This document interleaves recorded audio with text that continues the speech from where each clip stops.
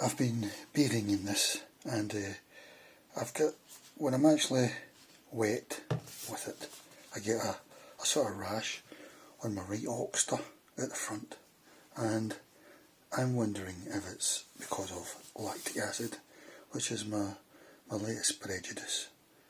I'm blaming the lactic acid, but I don't really know though, so this is just a sort of incoherent post.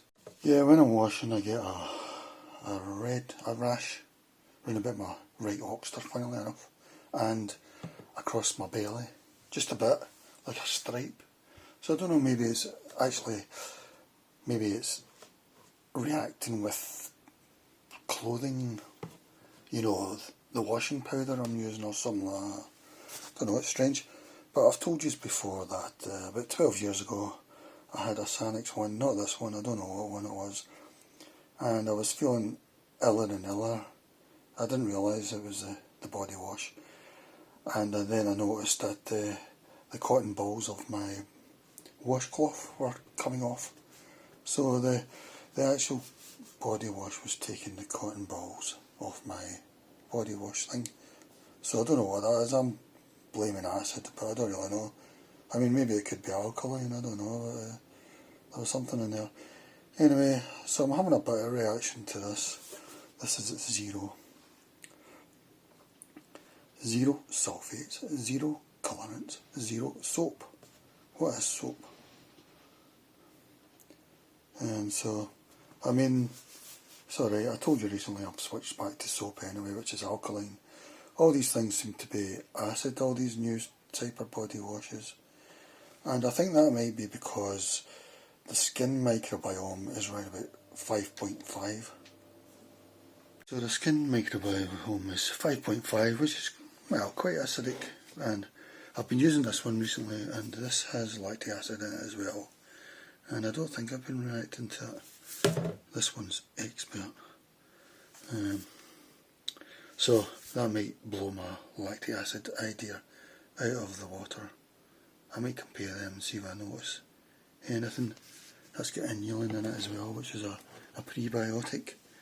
Let's see what good old soap's got.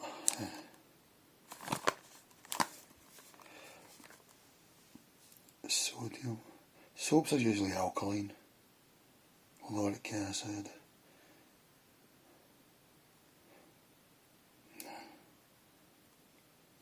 I don't know.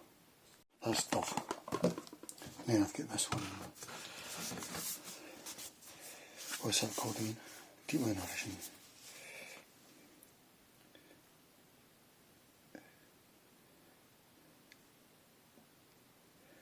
It doesn't have lauric acid in it. Could my prejudice be right? We just don't know. Yeah, our skin pH is about 5.5 because of the microbiome, I think, so it's quite acidic, and I think most of them will be lactobacillus bacteria because they're aerobic, I believe. We've got some in our small intestine as well, and I've got a theory that when I try the wee yogurt drinks like Yakult, I feel ill, and I think it's because I'm giving myself D-lactic acidosis. So that's why I wondered, that's why all my prejudice at the moment is against that. I wonder what that C1416 olefin is. Anyway, it's not taking the cotton off my washcloth. But I asked Google Bard why they're starting to use lactic acid in body wash, and this is what Mr. Bard says. Come on, Mr. Lactic acid is becoming an increasingly popular ingredient in body washes, and for good reason. This gentle yet effective alpha-hydroxy acid, AHA, offers a range of benefits for your skin, making it a valuable addition to your shower routine. Here's a breakdown of why lactic acid is finding its way into more and more body washes. Exfoliation.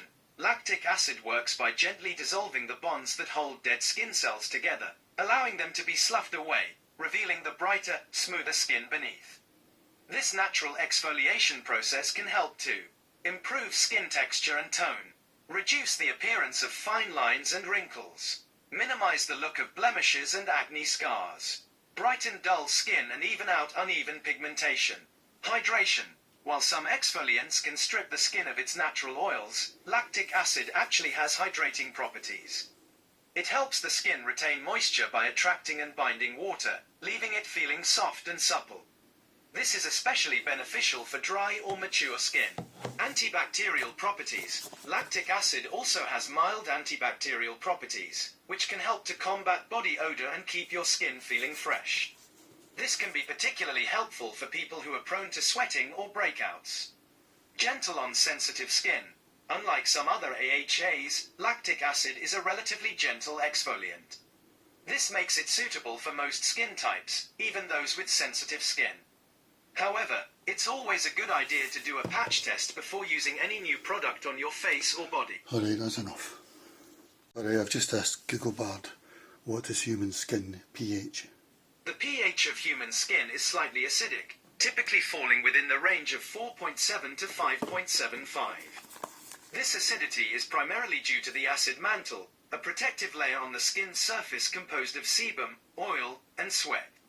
The acid mantle plays a crucial role in skin health by protecting against harmful bacteria and pathogens. The acidic environment inhibits the growth of most harmful bacteria and fungi, providing a natural barrier against infections. Enhancing barrier function. The acid mantle contributes to the skin's barrier function by strengthening the outer layer of skin cells and preventing excessive water loss. Exfoliating the skin. The low pH helps to gently remove dead skin cells, promoting cell turnover and revealing a brighter, smoother complexion. Factors that can affect skin pH. Body area. Different areas of the body have slightly different pH levels. For example, the armpits and genital area tend to be more alkaline, closer to 7, due to the presence of apocrine sweat glands, while the skin on the face and arms is typically more acidic. Age. Newborn babies have a higher skin pH of around 6.5, which gradually becomes more acidic during the first few years of life. As adults, skin pH tends to become slightly more alkaline with age. Gender. Male skin generally has a lower pH than female skin due to higher sebum production. Skin conditions. Certain skin conditions, such as eczema and psoriasis, can disrupt the skin's natural pH balance and make it more susceptible to irritation. External factors, soaps, cleansers, and other products can temporarily alter the skin's pH. However, the skin usually recovers its natural acidity within a short period. Maintaining a healthy skin pH. Avoid harsh soaps and detergents that can strip away the skin's natural oils and disrupt its pH balance. Use gentle, pH-balanced cleansers that help maintain the skin's natural acidity. Moisturize regularly to keep the skin hydrated and healthy. Avoid excessive scrubbing or exfoliation, as this can irritate the skin and disrupt its pH balance. If you have any concerns about your skin's pH or are experiencing skin problems, consult a dermatologist. I hope this information... In any case, that one at Sanex made me go mad, basically. About 12 years ago. I can't remember what it was. It's probably not even made now, because the way this market seems to work, they try something for a year, and if it doesn't take off, they just scrap it and try something else. You know, because it used to be all sort of coconut and aloe vera and stuff like that, but now they're sort of seem to be going for skin pH, and I don't know, maybe I'm imagining it. Anyway, yeah, because I just made a video about this one. I think it's just too creamy to be a good soap, or a body wash as they call it. It's just too much of a cream, but that's just my opinion. Lots of people seem to like it because it's been around for quite a few years now. Yeah, it's just something to ponder, you know. What I was trying to say was, like, I think your skin is another way of absorption, so you can react to things, and it won't just be allergy things, it'll be allergy reactions to do with your immune system. It might also be to do with your detox and how you handle things, you know, like sunscreen and soaps. Or anyway, I'm going to go back to this. I bought this about, I don't know, 3 years ago or something, 4 years ago. Glycerine. I thought it was pure glycerine, but it turns out not to be. But I'm getting back to soap because Soaps are alkaline, it seems, and that's the way washes used to be, the same as detergents. They used to be alkaline, and that sort of wiped off the oils at the top of your skin. Whereas now, because of this skin microbiome thing, I think they're starting to think, let's try and match the skin microbiome pH and stuff. So yeah, because this one's got prebiotic.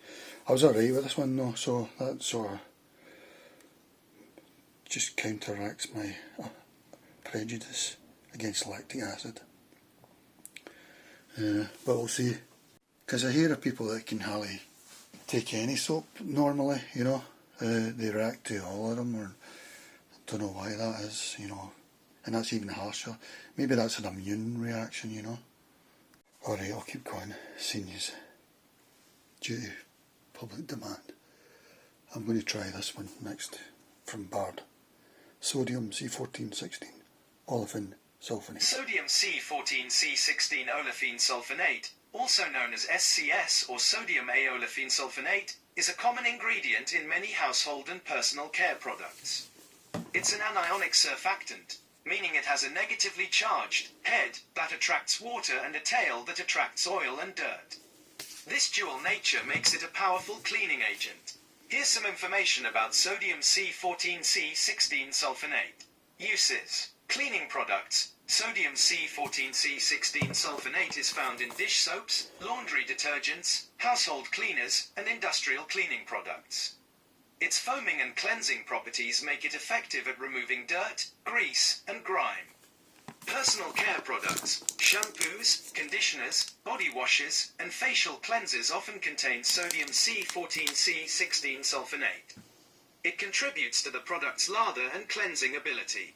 Other uses. This ingredient can also be found in emulsifiers, lubricants, and agricultural products. Benefits. Effective cleanser. Sodium C14C16 sulfonate is a powerful surfactant that effectively removes dirt, grease, and grime. Foam booster. It creates a rich lather in many cleaning and personal care products. Relatively gentle. Compared to some other surfactants, it is considered gentler on the skin and scalp. Readily biodegradable. This ingredient breaks down relatively quickly in the environment. Concerns. Can be drying. Sodium C14C16 sulfonate can strip the skin and scalp of their natural oils, leading to dryness and irritation. Potential for allergic reactions. While not common, some people may experience allergic reactions to this ingredient. Environmental impact. Although biodegradable, the large-scale use of any surfactant can have environmental consequences. Alright, I'm going to look for any that are different between these two, so to see what might have caused it. Actually, these two are very similar, except that's got even more ingredients than that one, but the only one I could see was the last one in this, which is caprylyl glycol, so I'll bard that. Maybe the pH of this is lower, I don't know. I've done a pH test, but I've run out of strips. So anyway, here's bard on caprylyl glycol. Caprylyl glycol is a multi-talented ingredient found in various cosmetics and skincare products. Here's a breakdown of its key characteristics. What is it? Caprylyl glycol is a diol, a molecule with two hydroxyl groups, also known as octane 1,2-diol. It can be derived from natural sources like coconut oil or palm oil, or be synthetically produced. What does it do? Humectant. Attracts and binds water to the skin, keeping it hydrated and plump. Emollient. Helps soften and smooth the skin, leaving it feeling less dry and tight. Preservative booster. Enhances the effectiveness of other preservatives in the product, extending its shelf life. Solvent. Helps other ingredients dissolve in the product. Conditioning agent. Improves the texture and feel of hair and skin products. Benefits. Generally considered safe for most skin types, even sensitive skin. Non-comedogenic, meaning it doesn't clog pores. Odorless and colorless, making it suitable for various formulations. Offers multiple functionalities without adding unwanted harshness. Where is it found? A wide range of products, including moisturizers and creams, serums and face masks, shampoos and conditioners, hair styling products, deodorants, Safety and considerations. While generally safe, it's best to do a patch test before using a new product to check for any individual sensitivities. The recommended usage level in cosmetics is typically between 0.0003% and 5%. Overall, Alright, last part question. Does the skin produce lactic acid? no, the skin itself doesn't directly produce lactic acid. However, lactic acid plays an important role in maintaining healthy skin through the activity of our gut microbiome and sweat glands. Here's the breakdown. Gut microbiome. Our gut microbiome is a diverse community of microorganisms that live in our intestines. Some of these good bacteria, like lactobacillus, actually produce lactic acid as a byproduct of their fermentation process. This lactic acid then travels through the bloodstream and reaches the skin. There, it can help to exfoliate gently, removing dead skin cells and revealing a brighter complexion.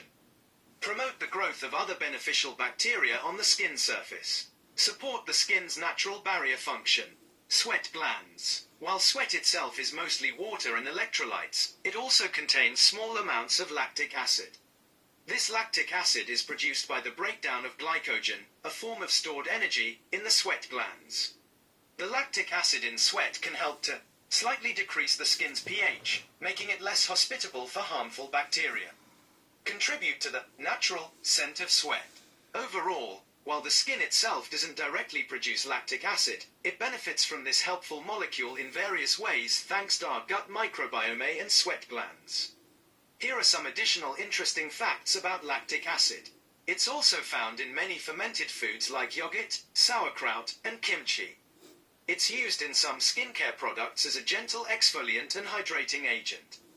It's an important component of the body's natural energy production system. I hope this clarifies the role of lactic acid in... Alright guys, another very thoughtful video by me. And so, that is my point.